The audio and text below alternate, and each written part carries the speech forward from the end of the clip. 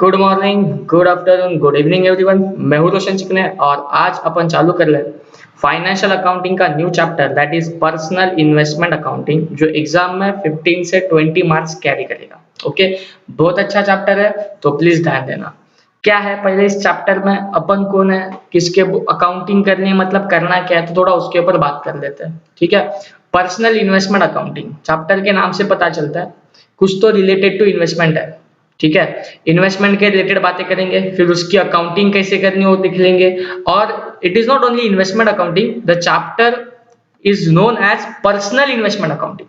ये personal word बहुत matter करता है यहाँ पे। ओके, तो देख लेते हैं क्या है। पहला तो मैं इन्वेस्टमेंट अकाउंटिंग पे बढ़ने से पहले सबसे पहले आपके साथ ये डिस्कशन करना चाहता हूँ कि असेट्स और इन्वेस्टमेंट में क्या डिफरेंस होता है। ठीक है, क्या कोई डिफरेंस है इन्वेस्टमेंट्स और असेट्स के बीच में, तो उसके ऊपर बात कर लेते हैं।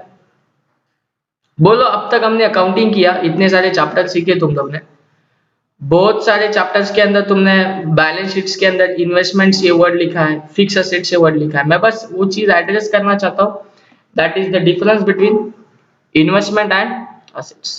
क्या लगता है आपको, फिक्स असेट्स और इन्वेस्टमेंट में क्या फर्क होता है? एक जगह पे मैं ले रहा हूँ फिक्स्ड असेट्स और दूसरी जगह पे मैं लिखते जा रहा हूँ इन्वेस्टमेंट्स। एग्जाम्पल्स नहीं चाहिए मुझे प्लीज, एग्जाम्पल्स मत बोलो, मैं डिफरेंस मांग रहा हूँ फिक्स असेट्स और इन्वेस्टमेंट में, ऐसा क्या फर्क होता है।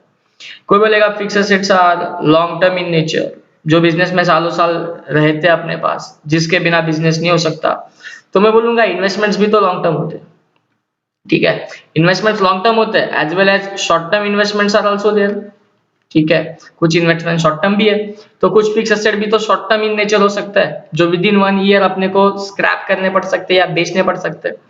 तो long term, short term, long term, दोनों लॉन्ग टर्म है, ये कोई डिफरेंस नहीं है। We are discussing the difference between fix assets and investments. तो मुझे डिफरेंस चाहिए, ये डिफरेंस पता चलेगा ना, तो ही जाके अपन चैप्टर में इन डेप्थ आगे जाके बात कर सकते हैं। ओके, चलो मैं बोल देता हूं, the biggest difference between fix assets and investment is, तो फिक्स एसेट्स का डेप्रिसिएशन होता है। क्या होता है? Depreciation. Whereas investment, investment का क्या होते रहता है? एप्रिसिएशन होते रहता है। ओके, मतलब इन्वेस्टमेंट्स का value may be year by year बढ़ सकता है, वैल्यू बढ़ सकता है in long term, but fix asset का value in the long term हमेशा क्या होएगा? डेप्रिशिएट होएगा, यानी वैल्यू उसका कम होएगा। देन फिक्स एसेट्स अगर परचेस करते हैं, सेकंड बिगेस्ट डिफरेंस, तो उसको मेंटेन करने के लिए अपने को various kind of expenses bear करने पड़ते हैं।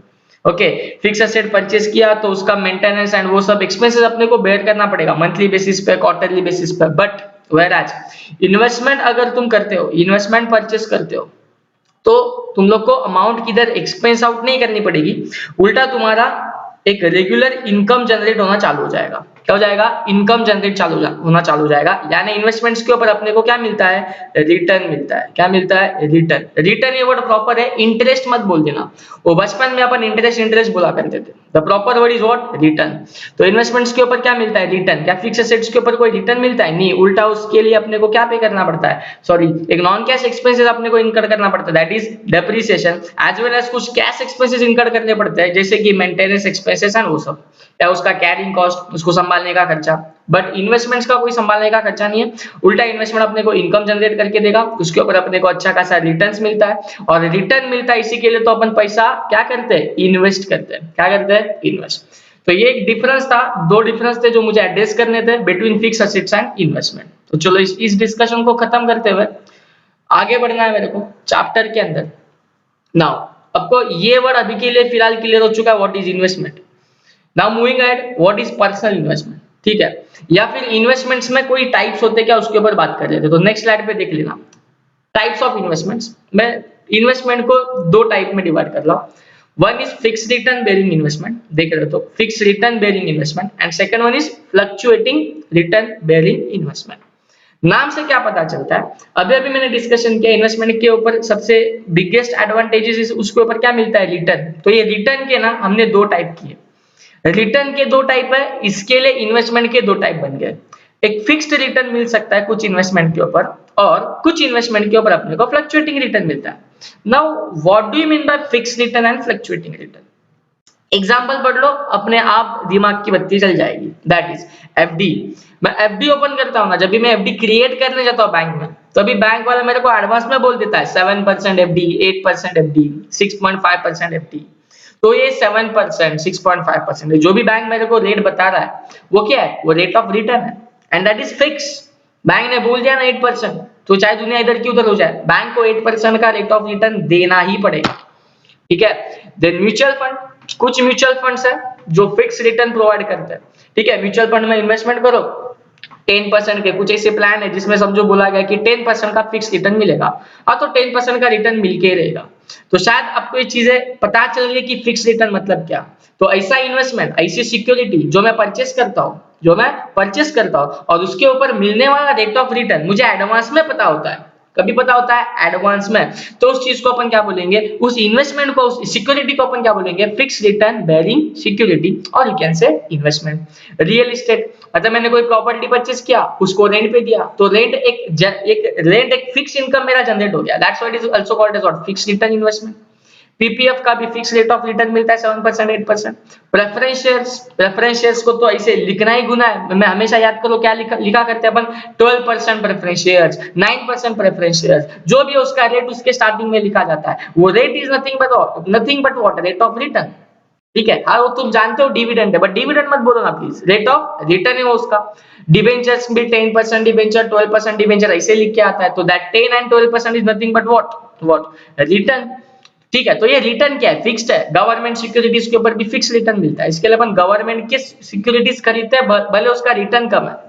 ओके, तो ये कुछ मैंने एग्जांपल्स रखे हैं जिसके ऊपर अपने को क्या मिलता है, फिक्स रिटर्न मिलता है, मतलब फिक्स परसेंटेज ऑफ इंटरेस्ट बोलो या फिक्स परसेंटेज ऑफ डिविडेंड अपने को मिलेगा।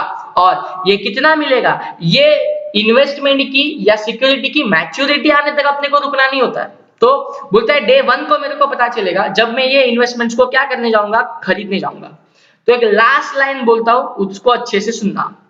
At the time of purchasing of any security, repeat करेंगे क्या, at the time of purchasing of any security, कोई भी सिक्योरिटी असेट खरीदते समय अगर उसका मुझे दो चीजें मालूम है, तो उस चीज को, उस इन्वेस्टमेंट को मैं बोलूंगा फिक्स रिटर्न।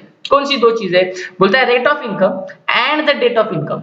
रिपीट करेंगे क्या, रेट ऑफ इनकम, क्या रेट से मुझे रिटर्न मिलेगा, that is rate of income बोलो या रेट ऑफ रिटर्न बोलो, as well as date of income, plus क्या तारीख को मिलेगा, 3 महीने में मिलेगा, 6 महीने में मिलेगा, या साल में एक बार मिलेगा, उसका डेट भी फिक्स हो जाता है, डेट भी फिक्स हो जाएगा।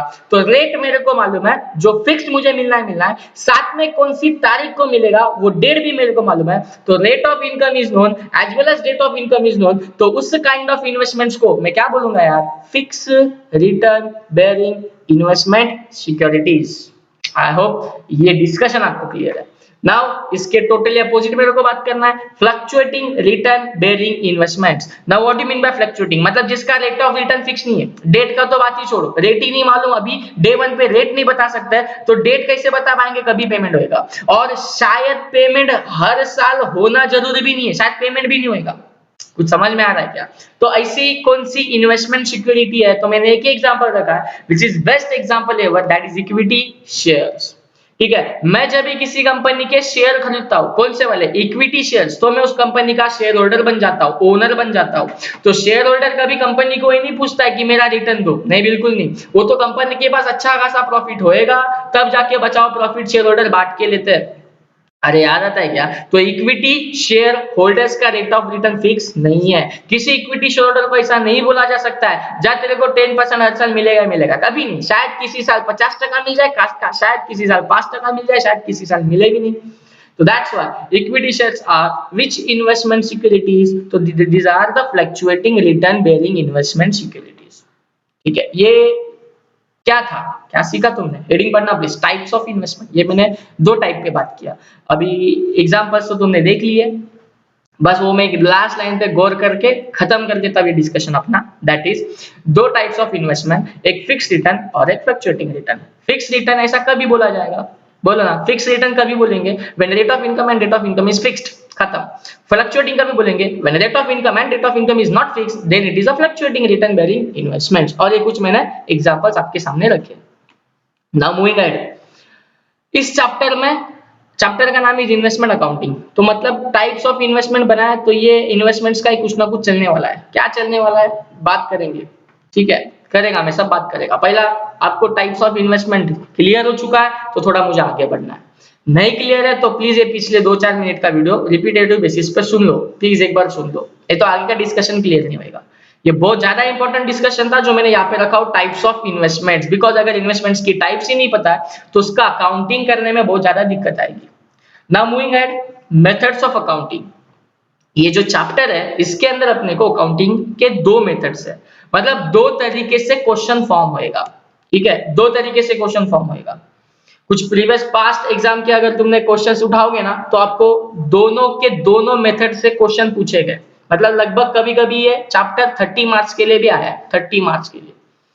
तो चलो वो छोड़ो, अभी वो एग्जाम पर्सपेक्टिव बाद में बात करूंगा, पहले मैं चैप्टर का वो बेसिक एंड वो लॉजिक मुझे सब देना है। तो जस्ट अभी अभी हमने दो टाइप पे बात किया, अभी सुनना जरा, अकाउंटिंग के मेथड में भी दो टाइप इसके लिए बने बिकॉज ऑफ दो टाइप्स ऑफ इन्वेस्टमेंट्स होता है। क्या होता है? दो टाइप्स ऑफ इन्वेस्टमेंट। अभी अभी तुम पढ़ के आए यार, बोलो ना क्या है दो टाइप ऑफ इन्वेस्टमेंट, एक है फिक्स रिटर्न और एक है फ्लक्चुएटिंग रिटर्न। इसके लिए इन्वेस्टमेंट अकाउंटिंग में भी उस तरीके से अकाउंटिंग करना पड़ेगा, दैट इज एक फिक्स रिटर्न इन्वेस्टमेंट का अकाउंटिंग कुछ और चलेगा, फ्लक्चुएटिंग रिटर्न जिसको तुमने अभी अभी क्लासिफाई किया है उसका अकाउंटिंग कुछ और तरीके से चलेगा। ओके तो इसे दो टाइप के क्वेश्चन मिलेंगे, तो मैं क्या सीधा ऐसा बोलूं क्या, फ्लक्चुएटिंग रिटर्न इन्वेस्टमेंट अकाउंटिंग जो है, फ्लक्चुएटिंग रिटर्न इन्वेस्टमेंट अकाउंटिंग, क्या उसके अंदर ऐसा बोला जा सकता है अपने को इक्विटी शेयर्स की अकाउंटिंग करनी है? आप बोल सकते हो। हाँ तो फिक्स रिटर्न इन्वेस्टमेंट अकाउंटिंग में कौन से इन्वेस्टमेंट्स की अकाउंटिंग करनी है, तो उसमें फिक्स वाले जो अभी दुनिया भर के एग्जांपल रखे थे ना वो सब की अकाउंटिंग करने हैं, हाँ वो सब की अकाउंटिंग करनी है, तो उसको बोलेंगे फिक्स रिटर्न इन्वेस्टमेंट अकाउंटिंग, और जो फ्लक्चुएटिंग रिटर्न देता है इक्विटी शेयर उसकी अकाउंटिंग को बोलेंगे फ्लक्चुएटिंग रिटर्न इन्वेस्टमेंट अकाउंटिंग।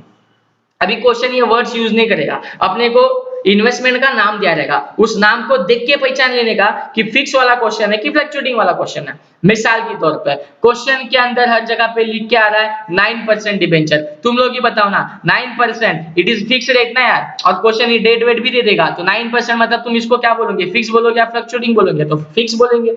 ऐसा जो भी रेट ऑफ रिटर्न परसेंटेज के हिसाब से लिख के आएगा ना उसको फिक्स वाला क्वेश्चन बोलेंगे, और अगर इक्विटी शेयर लिख के आया या कोई ऐसा सिक्योरिटी का उन्होंने नाम लिया जिसका rate of return is not provided, then उस सिक्योरिटी वाले क्वेश्चन को अपन क्या बोलेंगे, fluctuating return. Most of the cases में लोग इक्विटी शेयर का ही नाम ले लेंगे। तो आई होप ये आपको क्लियर है कि अकाउंटिंग दो तरीके से क्यों है, दो मेथड इस चैप्टर में क्यों है, दो टाइप ऑफ क्वेश्चन क्यों फॉर्म हो रहा है, बिकॉज दो टाइप ऑफ इन्वेस्टमेंट्स है, एक फिक्स रिटर्न और एक फ्लक्चुएटिंग रिटर्न। यहां तक क्लियर?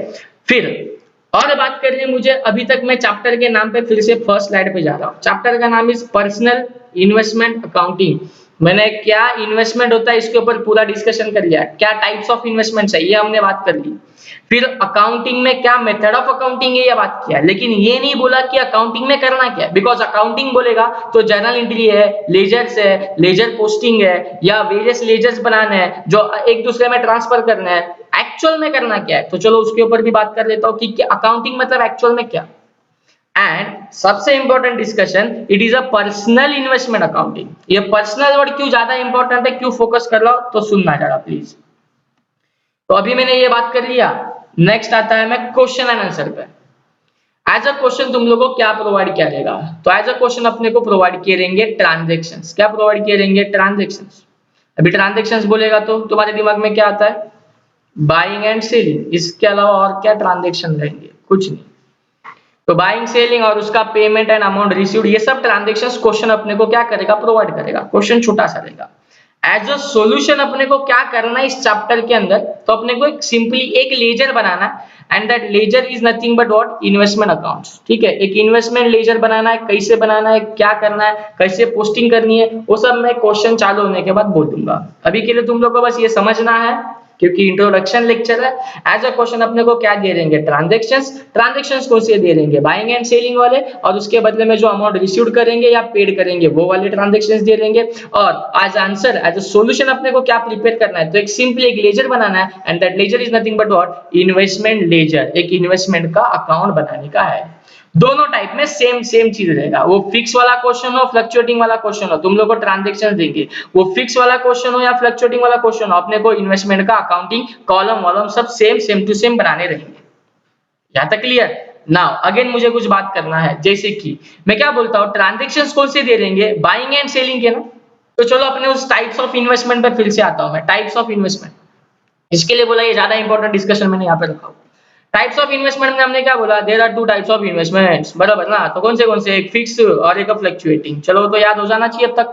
फिक्स मतलब rate of income is fix. Fluctuating मतलब rate of income, neither rate of income neither rate of income is fix. तो वो फिक्स नहीं है, जो फिक्स नहीं हो फ्लक्चुएटिंग है, सीधा ऐसा बोल दो ना, किस्सा खत्म करो। नाउ मेरा सवाल तुमसे, अकाउंटिंग करनी है तो मैंने बोला क्वेश्चन ट्रांजेक्शन देगा। ट्रांजेक्शन देगा मतलब जस्ट अभी बोला हमने, सॉरी, ट्रांजेक्शंस प्रोवाइड करेगा क्वेश्चंस, इसका मतलब अपने को क्या दिया रहेगा, बाइंग एंड सेलिंग के ट्रांजेक्शंस दिए रहेंगे, यस और नो। तो बाइंग एंड सेलिंग के अगर क्वेश्चन ट्रांजेक्शंस प्रोवाइड कर रहा है तो मेरे को बताओ, ये जो रीड में मैंने एग्जांपल्स लिखे, क्या ये सब चीजें बाय की जा सकती है, क्या ये सब चीजें सेल की जा सकती है? एक एक मेरे को गौर करना है। सबसे पहले मैं इक्विटी शेयर का किस्सा खत्म कर दूं, तो मेरे को बताओ, क्या इक्विटी शेयर्स तुम बाय कर सकते हो? क्या तुम्हारे पास जो इक्विटी शेयर है क्या तुम सेल कर सकते हो? Buying and selling is possible और नॉट, इतना ही बोलो। If answer is yes, if answer is yes, हाँ तो फिर इक्विटी शेयर्स के क्वेश्चन कंफर्म बनेंगे। हाँ, बिकॉज वो क्राइटेरिया मीट कर रहे हैं ना। ट्रांजेक्शंस बोलेगा तो बाइंग एंड सेलिंग, तो buying and selling equity share का होता रहेगा तो ही उसका क्वेश्चन फॉर्म होएगा ना। अगर कोई बाइंग एंड सेलिंग ही नहीं होता तो क्वेश्चन फॉर्म होने का सवाल ही नहीं उठता। तो बोलो ना, आंसर क्या है, बाइंग सेलिंग होता है कि नहीं होता है, यस और नो? यस और no? And answer is big yes.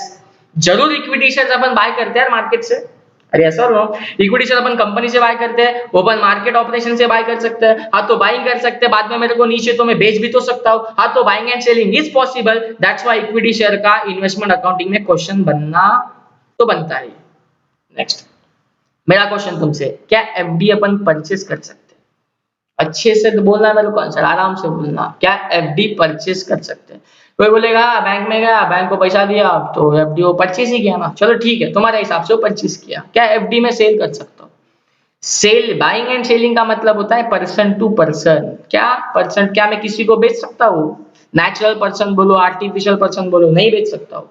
तो एफडी खरीदी नहीं जाती पहली बात तो, और बेचने का तो सवाल ही नहीं है। अगर मेरे पास कोई बैंक ऑफ इंडिया का एफडी पड़ा है, क्या मैं उस बैंक ऑफ इंडिया की एफडी को मैं मिस्टर रोशन किसी मिस्टर राकेश को बेच सकता हूँ? क्या बिल्कुल नहीं। किसी और के नाम पे ट्रांसफर ही नहीं होती है यार, बिल्कुल नहीं ट्रांसफर होती है। और एक चीज, चलो ट्रांसफर वर्ड आ गया, इसके लिए मेरे को याद आ गया, ट्रांसफर वर्ड से मेरे को कुछ बोलना है। There are two institutions, that is NSDL और सीडीएसएल।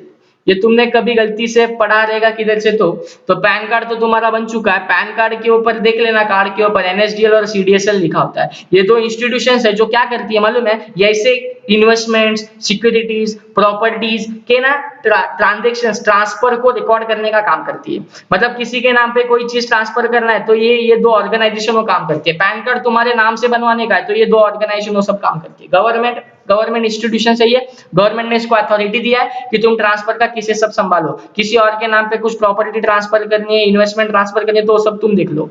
तो एफडी बैंक्स बनाई जाती है, तो बैंक में एफडी बनाया जा सकता है। और एफडी अपना एफडी मैच्योर होने के बाद अपन बैंक को ही दे सकते हैं, किसी और पर्सन को देना इज नॉट पॉसिबल। इसके लिए मुझे बोलना है एफडी का buying and selling is not possible. Mutual fund का buying and selling is possible, buy and sell अपन करते हैं। रियल एस्टेट का बाइंग एंड सेलिंग इज, बोलो ना, पॉसिबल या यस इट इज पॉसिबल। मैं रियल एस्टेट बेच सकता हूँ, खरीद सकता हूँ, बट यहाँ पे रिटर्न क्या है उसका, रेंट। तो ये भी buying and selling is possible. PPF का buying and selling is not possible. Preference share का buying and selling is possible. Debentures का buying and selling is possible. Government bond का buying and selling is but of course possible. तो ये सब investment का buying and selling possible है, FD का possible नहीं है। इसके लिए मैं क्या बोल रहा हूँ, कभी भी क्वेश्चन में तुम लोग को ना एफडी नहीं मिलेगा, एफडी का कभी क्वेश्चन फॉर्म ही नहीं होगा, हो ही नहीं सकता। Because the chapter name is personal investment accounting, यानी वो इन्वेस्टमेंट जो पर्सन टू पर्सन बिकते हैं, वो इन्वेस्टमेंट जो पर्सन टू पर्सन खरीदे जाते हैं, उन्हीं इन्वेस्टमेंट का अपने को अकाउंटिंग करना है। इसके लिए मुझे बाइंग एंड सेलिंग पे फोकस करना था। Is it clear to all of you? Now, what do you mean by personal investment? Personal मतलब जो क्या किए जा सकते हैं, पर्सन टू पर्सन ट्रांसफर किए जा सकते हैं। आई होप ये आपको समझा जो मैंने बोला है। पर्सनल ये वर्ड के ऊपर मैं और भी फोकस कर सकता हूँ। कभी भी अकाउंटिंग करनी है ना, जैसे कि मैंने यहाँ पे बोला क्वेश्चन एंड आंसर के स्लाइड पे देख लो, सीधा ट्रांजेक्शन दे रहेंगे, लेजर बनाना है, तो क्वेश्चन ये तुम्हारे दिमाग में आना चाहिए। आता है कि नहीं आता, कुछ समझ में नहीं आता तुम लोग को। इन्वेस्टमेंट अकाउंटिंग कल लेजर बनाना तो सबसे पहले लेजर के टॉप पे तुम क्या लिखते हो यार, 11th का बेसिक है यार सब, इन द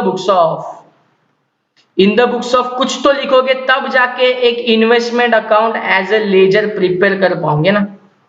तो मेरा एक क्वेश्चन है तुमसे, इन द बुक्स ऑफ कौन, कभी भी अकाउंट का कौन सा भी क्वेश्चन सॉल्व करे तो तुम अपनी पोजीशन समझो, विदाउट अपनी पोजीशन समझे अपन कौन है बिना जाने अपन कभी क्वेश्चन सॉल्व ही नहीं कर सकते। तो मेरा क्वेश्चन तुमसे इन्वेस्टमेंट अकाउंट का, ये जो मैंने टाइप्स ऑफ इन्वेस्टमेंट बोले, मेथड्स ऑफ अकाउंटिंग बोली, पर्सनल इन्वेस्टमेंट है बोला, मैंने बोला पर्सन टू पर्सन ट्रांसफर होते हैं, तो फिर आपको क्या लगता है अपन कौन इस चैप्टर के अंदर। और चलो कोई बोलेगा फिर तुम पहले बताओ तो सही कि कौन कौन पर्सन इन्वॉल्व है। तो सबसे पहले क्या मैं ऐसा बोल सकता हूं, इन्वेस्टमेंट्स की जो भी सिक्योरिटी है वो सबसे पहले किसी तो कंपनी ने वो इन्वेस्टमेंट या सिक्योरिटी इशू की रहेगी, मतलब बॉन्ड्स बोल रहे हो तुम, डिबेंचर्स बोल रहे हो तुम, प्रेफरेंशियल्स बोल रहे हो तुम, इक्विटी शेयर्स बोल रहे हो तुम, जो भी बोल रहे हो पहले कोई तो कंपनी रहेगी ना जिसने वो इशू किया है। हाँ, तो company is one of the person and उस कंपनी से खरीदने वाला कौन रहेगा, एक नेचुरल पर्सन। तो ये दो बंदों में से अपन कौन है, this is my question and the answer is अपन ये पर्सन है, अपन ये नेचुरल पर्सन का अकाउंटिंग सीख रहा है, ना कि दिस आर्टिफिशियल पर्सन, ना कि दिस जॉइंट स्टॉक कंपनी का अकाउंटिंग सीख रहा है। ठीक है, ये चैप्टर करते समय प्लीज ध्यान देना, टीवाई बीकॉम, टीवाई बैप, जिन लोग को भी ये चैप्टर एप्लीकेबल है, जिन लोग को भी ये कॉर्पोरेट लेवल का चैप्टर है, ये सब लेवल तुम्हारी कॉर्पोरेट अकाउंटिंग लेवल आ चुकी है, तो उसमें मोस्ट ऑफ द चैप्टर में ना अपन कंपनी होती है, कौन होते हैं, जॉइंट स्टॉक कंपनी, मतलब जैसे कि कंपनी फाइनल अकाउंट चैप्टर, तो उसमें अपन कौन है, कंपनी है। इंटरनल रिको चैप्टर जो अपना ऑलरेडी हो चुका है, उसमें अपन कौन है, कंपनी है। बट ये जो चैप्टर है अमलगमेशन ऑफ कंपनी, एक चैप्टर अपने को एफए में पढ़ने का, उसमें अपन कौन है, कंपनी है। बायबैक ऑफ इक्विटी शेयर एक चैप्टर पढ़ने का, उसमें भी अपन कौन है, कंपनी है। But this is the chapter personal investment account, जिसके अंदर में क्या बोल रहा हूं, अपन कंपनी नहीं है, तो अपन कौन है, एक पर्सन है। अपने को एक नेचुरल पर्सन बन के इसकी क्या करनी है, अकाउंटिंग करनी है। अकाउंटिंग करनी है मतलब क्या करना है, एक सिंपली क्या करना है, एक लेजर बनाना है and that ledger is nothing but what, investment ledger. वो कैसे बनाया जाता है, क्या किया जाता है, मैं क्वेश्चंस के थ्रू बात करूंगा। तो जस्ट मैं फास्ट रिकैप मारना चाहता हूं मैंने अब तक क्या बोला हूं, और ये इंट्रोडक्शन लेक्चर अपन स्टॉप कर लेंगे। आई होप ये इंट्रोडक्शन आपको अच्छे से समझ में आ गया रहेगा, अच्छे से चीजें याद कर लेना। मैंने पहले नाम के ऊपर फोकस किया, यही अपना स्टाइल है, हमेशा चैप्टर के नाम के ऊपर सब छुपा होता है। पर्सनल इन्वेस्टमेंट अकाउंटिंग, इतना ही चैप्टर का नाम है, पर्सनल इन्वेस्टमेंट अकाउंटिंग। अकाउंटिंग करनी है मतलब पहले मेरे को बोलो क्या करनी है, अकाउंटिंग करनी है मतलब एक लेजर बनाना है। लेजर का नाम क्या है, इन्वेस्टमेंट लेजर। ओके, अकाउंटिंग करनी है तो ट्रांजेक्शन होने चाहिए। हाँ, तो ट्रांजेक्शन क्वेश्चन प्रोवाइड करेगा। क्या ट्रांजेक्शन रहेंगे, वो क्या ट्रांजेक्शन रहेंगे, बाइंग एंड सेलिंग वाले। अच्छा, बाइंग एंड सेलिंग किस चीज का होता रहेगा, तो इन्वेस्टमेंट्स का होगा। एक फ्लो आएगा, देखो अभी आपको ये सब मैंने इंट्रोडक्शन दे दिया, तो किस चीज का बाइंग एंड सेलिंग होगा, इन्वेस्टमेंट्स का होगा। अच्छा, इन्वेस्टमेंट्स मतलब क्या होता है, तो हमने फिक्स एसेट एंड इन्वेस्टमेंट का एक डिफरेंस देख लिया ये स्लाइड के ऊपर, बराबर है। अच्छा, तो पता चल गया अपने को कि इन्वेस्टमेंट क्या होता है। फिर जाके मैंने बात किया इन्वेस्टमेंट्स के अंदर कुछ टाइप्स है। हाँ, तो टाइप थे, तो एक था फिक्स रिटर्न, एक था फ्लक्चुएटिंग रिटर्न। किसको मैंने फिक्स बोला, जिसका रेट एंड जिसका date of income is fix, तो उसको फिक्स बोलो। अगर किसी का रेट और डेट ऑफ इनकम फिक्स नहीं है, उसको फ्लक्चुएटिंग बोलो। इज इट क्लियर, तो ये टाइप्स ऑफ इन्वेस्टमेंट बोले। फिर इन्वेस्टमेंट में ऐसे टाइप है ना, इसकी वजह से अपनी अकाउंटिंग में भी दो टाइप बनाने पड़े, मतलब क्वेश्चन दो तरीके से बनेगा, एक या तो फिक्स वाला बनेगा या तो फ्लक्चुएटिंग वाला बनेगा। Is it clear. और फिर ये जो फिर मैंने question answer and fix fluctuating वो जो बात किया, बाइंग एंड सेलिंग किसका पॉसिबल है, ये एग्जांपल्स के ऊपर हमने फोकस किया। सबका बाइंग एंड सेलिंग नहीं होता है, तो जिसका बाइंग एंड सेलिंग होता है उसी का क्वेश्चन फॉर्म हो पाएगा। तो ये मैंने जनरल दोनों मेथड्स को पकड़ते हुए ये चैप्टर के बारे में मुझे ये थोड़ा बैकग्राउंड आपको देना था, तो ये जो है मैंने दे दिया। अभी सुनना अपना नेक्स्ट सेशन से क्या चलेगा, तो नेक्स्ट वीडियो लेक्चर में मैं ये फिक्स रिटर्न वाले क्वेश्चंस और उसका इंट्रोडक्शन देना चालू करूंगा अगेन। ओके, तो फिक्स रिटर्न वाले पहले क्वेश्चन हो जाएंगे। एक बार फिक्स रिटर्न वाली मेथड आपको समझ में आ जाती है, फ्लक्चुएटिंग रिटर्न वाला मेथड में भी सेम टू सेम काम करना है। दोनों में से सिंपलेस्ट मेथड बोलूं कौन सी है, तो फ्लक्चुएटिंग रिटर्न। दोनों मेथड में से कौन सी मेथड के ऊपर ज्यादा वर्क करना पड़ेगा, ज्यादा काम करना पड़ेगा, तो वो है फिक्स रिटर्न। और एग्जाम में मोस्ट एक्सपेक्टेड है क्वेश्चन फिक्स रिटर्न वाला। तो नेक्स्ट लेक्चर से मैं फिक्स रिटर्न वाली इन्वेस्टमेंट अकाउंटिंग के के ऊपर अपन डिस्कशन करना चालू करेंगे। आई होप ये आपको इन्वेस्टमेंट अकाउंटिंग क्या होती है, क्या चैप्टर है, इसका बैकग्राउंड अच्छे से क्लियर है। और ये मेरा बताने का तरीका अगर आपको अच्छा लग रहा है तो प्लीज वीडियो को लाइक, शेयर एंड चैनल को सब्सक्राइब करना मत भूलना, बिकॉज आपका एक लाइक, आपका एक शेयर मुझे मोटिवेट करते रहेगा ऐसे ही और वीडियोस बनाने के लिए। तो that's it for the time, thanks to all of you.